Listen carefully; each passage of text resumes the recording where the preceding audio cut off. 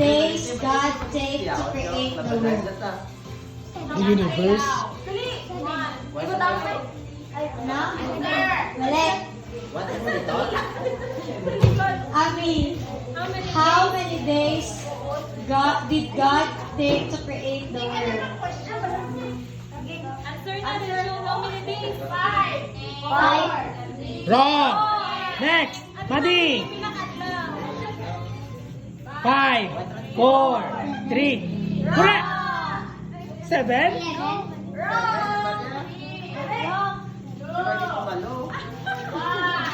5. Mali ang 7, mali ang 5. Number, another number is 1. 5, 4. Mali! 5. Tama! Kaon na! Kaon! Kaon! Kaon ka ng Jumar! Kaon ng Jumar! What was God's sign to Noah that he would never destroy the earth again?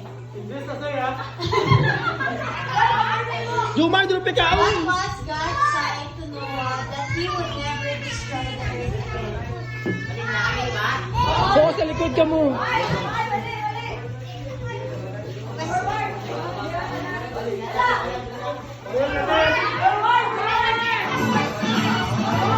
What was God's sign to Noah that he would never destroy the earth again? Ano daw ang sign ni Noah pagtapos itong baha? Ano ang sign? Ni God? Ano ang sign na ginawa kay Noah na ginatag? Okay, next! Ano ang sign na ginhatag kay Noah sa Ginoo nga hindi niya na pagbahaon liwat ang kalibutan? Ano nga sign? Clue! Makita sa langit.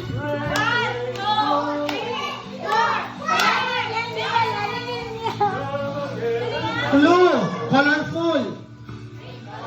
Okay, correct! O, Jumar, lakat ka na.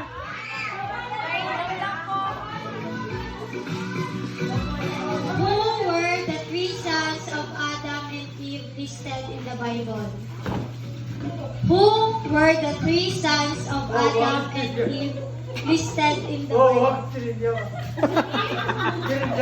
Three sons of Adam. Drupigan! Dumuha ka, uno!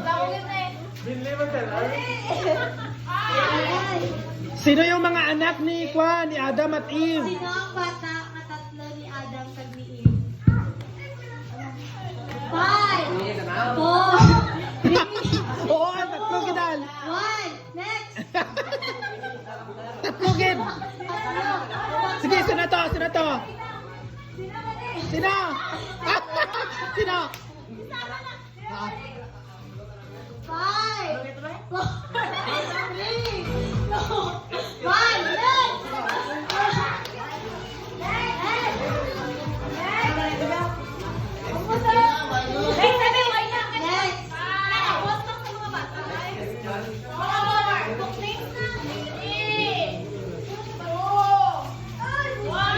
Ginabi. Question? Oo. Hindi, ang answer. Ano yan? Anong answer? Wala pa na tapos Cain, Abel, at si Seth. Si Cain, si Abel, at si Seth. Tatlo sila. Who baptized Jesus? Sino ang nag-baptize kay Jesus, sabi?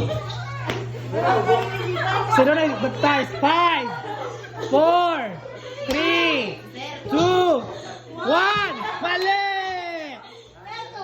5. 4, 3, 5. 4, 3, 5. Ana? Yay! Correct! Babay! Bili ka na kintoy! What is the last word in the Bible? What is the last word in the Bible? Wrong! Word What is the last sign. word in the Bible?